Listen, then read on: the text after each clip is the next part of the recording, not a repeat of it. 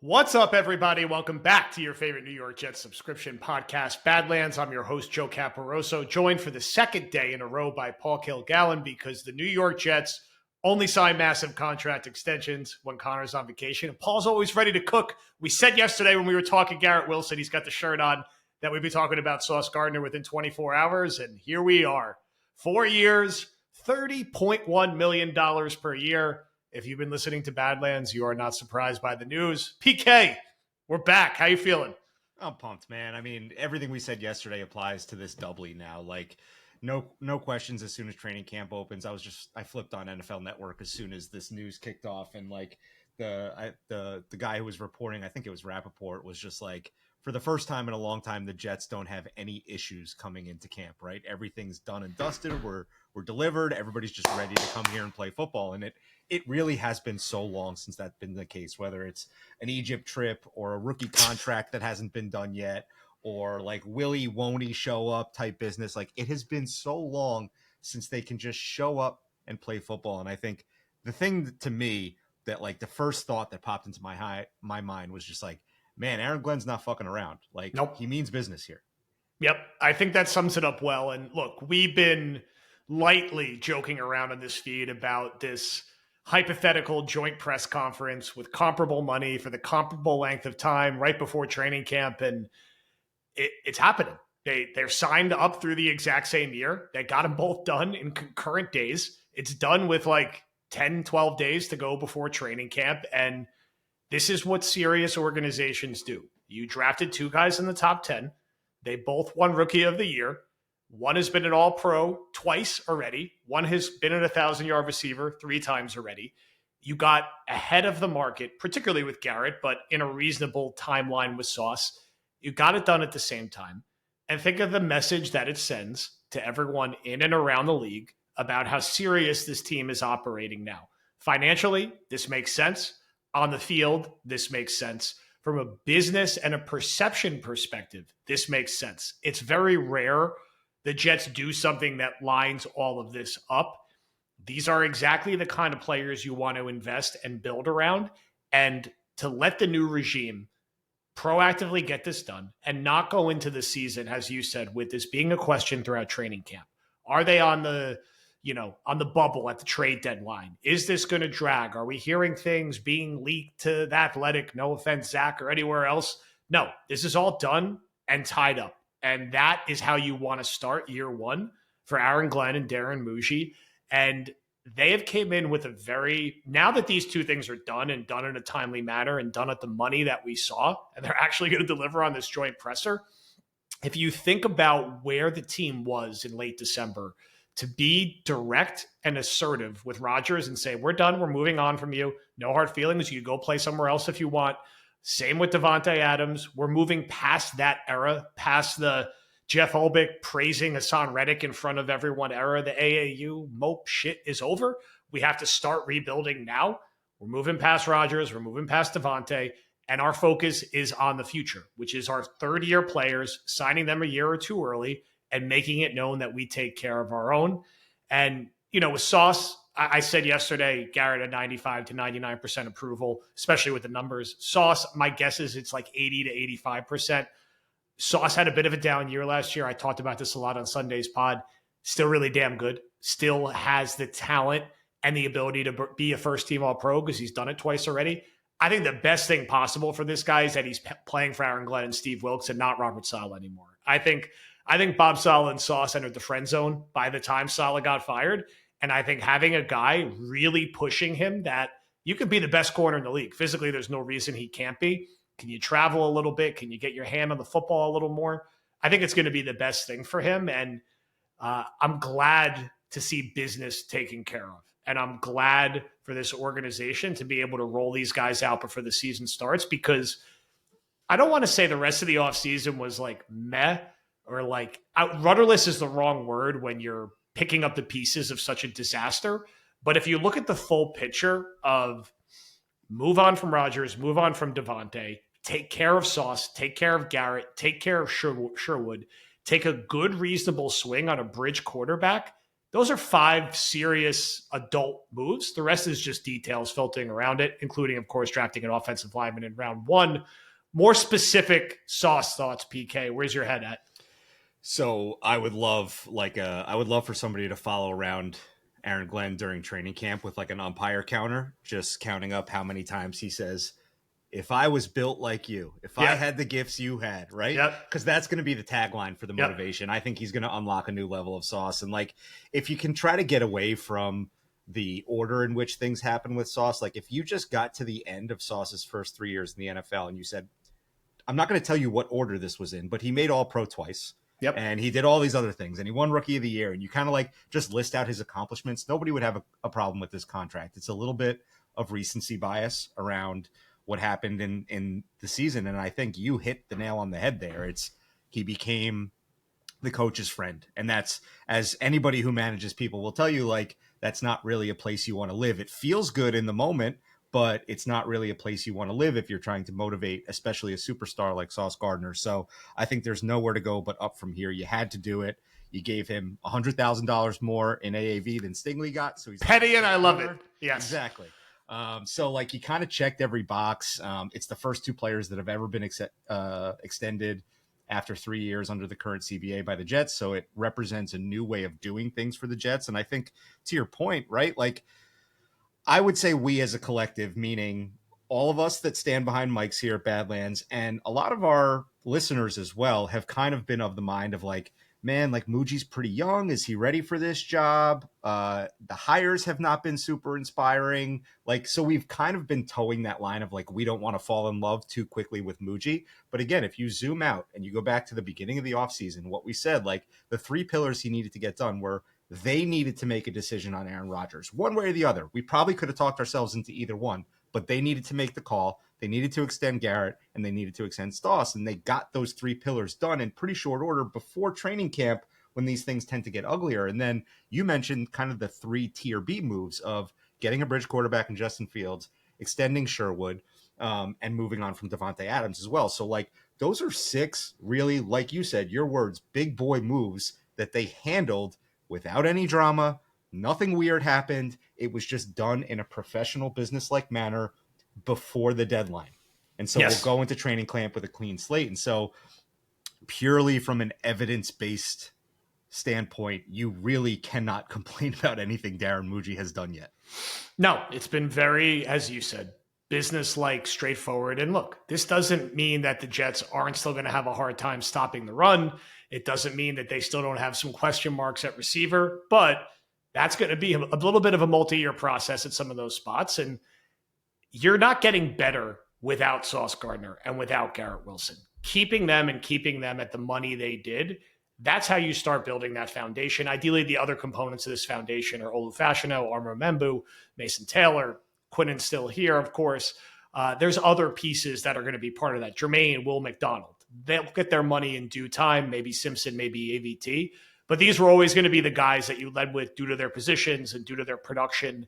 And I don't buy any argument that having guys this talented are not winning football players. I'm yet to see anything that convinces me that either of these 2 aren't. Of course, Sauce needs to be more physical. They need Sauce from 2 years ago, from 3 years ago, versus the guy they got in the first half of last season. We started to see signs of him again in the back half of the year. And again, I think the coaching staff is going to serve him well. And people get mad about the golf and some of the tweeting stuff. At the end of the day, these are easy guys to root for on and off the field. And football is supposed to be a fun and enjoyable sport with likable players on the team that you can follow for 5, 6, 7, 8, 9, 10 years. That's how you become a fan. It's part of becoming a fan. It's why we get on this thing and we talk about guys like Darrelle Revis and Antonio Cromartie and Keyshawn Johnson and Wayne Corbett and all the guys that we liked growing up. And these guys have to get the wins still to go with that, but they're young. And they've had Zach Wilson and Robert Saleh and Nate Hackett and Jeff Ulbrich as their coaches. Let's see them with a new regime. And if you're a Jet fan, I think you feel better now. A little. If you were questioning the Muji stuff, he's, like you said, he's young. Who's around him? Is he ready for this? I think I feel a lot better. now, knowing how that they were able to get this done. It's very easy for a young GM to let this slip through the cracks and not take it seriously enough and be like, we'll figure it out in a few months. We don't have to pay them yet. Let's let it bleed. Look at what's going on in Washington right now with our dear friend Lance Newmark. I saw not the most pleasant quotes from Terry McLaurin today.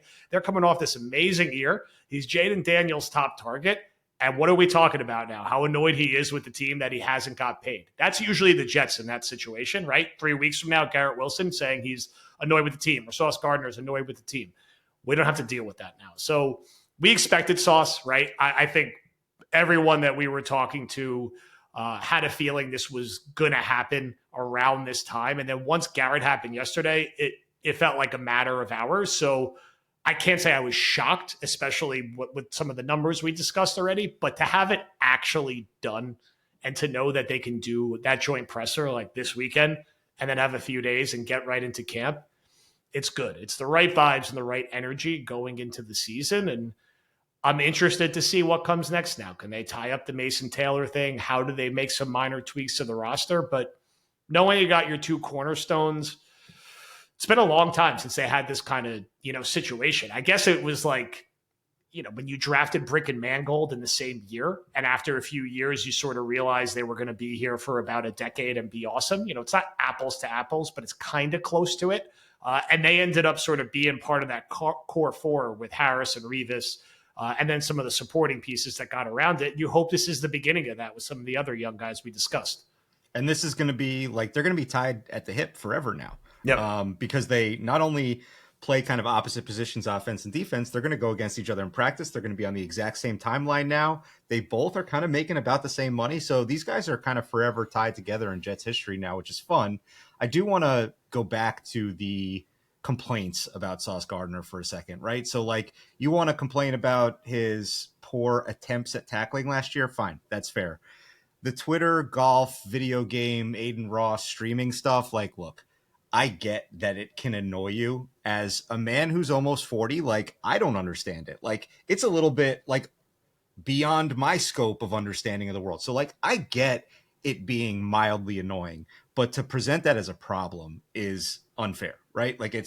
This is not Deshaun Watson, Greg Hardy, Ray Rice. This is a completely different stratosphere. The things that Sauce Gardner is getting into off the field are very innocent, fun things and will never cause him any trouble.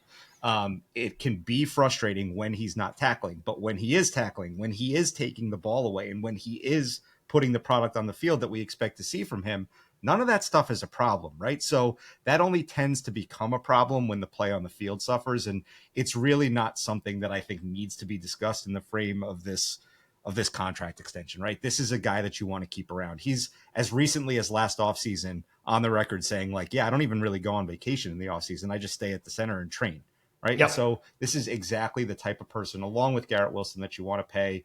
And like you said, it's a great kind of starting point to the next cluster, which, like you said, hopefully will be Will McDonald and Jermaine Johnson and the two bookend tackles and maybe the guards as well. And then you can even look further down the road and say, is Malachi Moore the guy in 3 or 4 years that as these contracts are starting to sundown, and then he's the next guy to step up and get paid? So once you can get that machine running where you're just extending your own players and you don't have to go out into free agency every year and reel in these big fish, that puts you in a much better position as a franchise. So we've heard a lot of talk about changing the culture in the last several years, but these are the first signs of no, we're actually doing it. We're trying to put a foundation in place.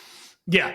I mean, taking care of your homegrown talent, and the Jets have been generally quiet in going about their business this offseason. And look, whenever a new regime starts, it is kind of a common trope. It's the new guys. They're not leaking anything. They're keeping all the information guarded, and they've done a good job of that. And I think they've also been proactive in saying, we want to be quiet and we want to be off the radar. It was too much for everybody the past 2 years. We don't want to be this primetime AAU team anymore. We're going to clean up the messy parts of last year, and we're going to take the money we have and we're going to go pay our own guys. And then we'll build on top of that going forward. So a very eventful first half of the week for Jet fans. The news like this in back-to-back days, it's been a bit since we've had emergency pod stack like this. Now we're gonna record a little later tonight. We could catch our breath. There's a ton of questions in the Discord we're gonna dig into. Again, I remind everyone, If you're watching this on YouTube, you're getting like 40% of the stuff we're publishing on Patreon, which is patreon.com/BadlandsDOJ. There'll be more reaction to this from Will tonight. Connor will be on the feed tomorrow night talking about Garrett, talking about Sauce, talking about some analytics. He'll get one brief window off vacation where he will chime in, and then PK and I will go a bit longer tonight where we can catch our breath, we can catch up on some of the questions, look at the bigger picture. But my immediate reaction, and I'll wrap with this and I'll let you wrap, is similar to what I said Sunday. I anticipated this happening, but anticipating it happening and then seeing it actually happen is a different thing. There's been a lot of times I thought the Jets were going to do something and either they didn't do it or it took way longer for them to do it than I thought they would. The direct and quickness they move with to handle the Rodgers Devontae situation, getting Fields done when we all expected it early in the league year period, and then getting these done in the first half of July, not in like late August, all very good signs. I think objectively, I think you're really reaching if you're complaining because the cap goes up every year. These are market deals. And with Garrett probably slightly under a market deal, and they didn't go crazy with Sauce, getting him above Stingley. They got him up just to the smallest dollar amount possible that they could. And there'll be 3 other people who get paid more than him within the next year. I think you're reaching if you're complaining about these two. This is not me saying the Jets are going 11-6 this year. This is me saying if you want this regime to succeed, these were things that needed to happen, and they happened. There's beauty in the mundane, right? It's one thing to say that this is what should happen. It's another thing when it does actually happen and it happens on the right timeline. And I think as Jets fans, we've almost come to expect the shoe to drop at some point. And like, yeah, we know Sauce and Garrett should get done before training camp, but like, we're going to say we expect it, but there's always that thing in the back of our mind that's like, man, what if this gets ugly, right?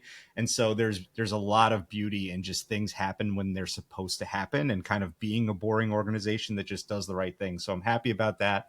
I'm happy they didn't wait for Terry to get paid because then you have to kind of change what you're doing with Garrett once there's another rubric for a contract out there. So again, a lot of right things were done about this, and it'll just be really nice to go into training camp without the specter of anything hanging over us. The vibes at that press conference are going to be insanely high. And then day one of training camp is going to be just football. Like, let's just go play. And so there's really a lot of beauty in that. And it's a good day to be a Jet fan. Thank you, everybody, for listening. And we will very much be talking to you soon.